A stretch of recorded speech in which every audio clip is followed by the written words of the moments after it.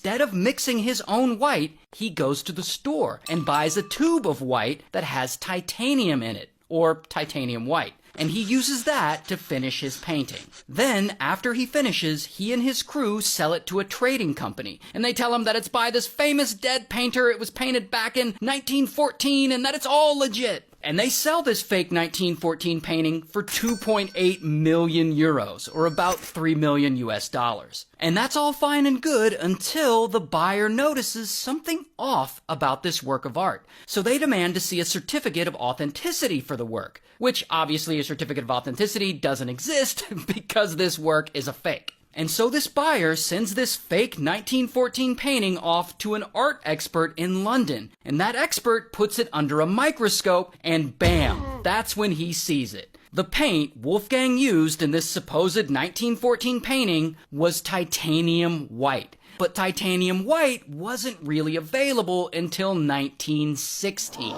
And so this buyer gets pissed because he just got ripped off. And he goes and he files a complaint with a district court in Germany. Then the Berlin State Police gets involved and they start investigating. And they discover what you already know, that this painting is fake as fuck.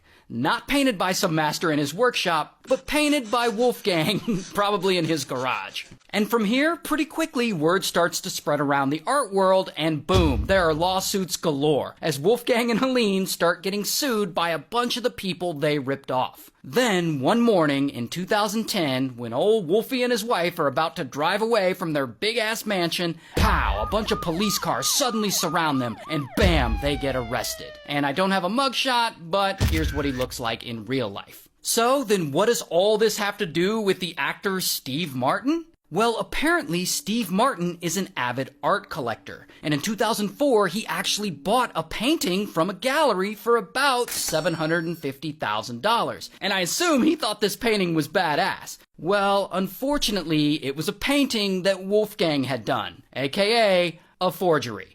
Obviously Steve didn't know it was fake, but nonetheless, bro got ripped off. Anyway, allegedly, Wolfgang had faked over 100 paintings over the course of 2 decades, and that's why, at the end of it all, he gets sentenced to 6 years in prison. While Helene gets sentenced to 4 years in prison, and Lil Mustache Man, well, he unalived himself a long time ago. So, good for them?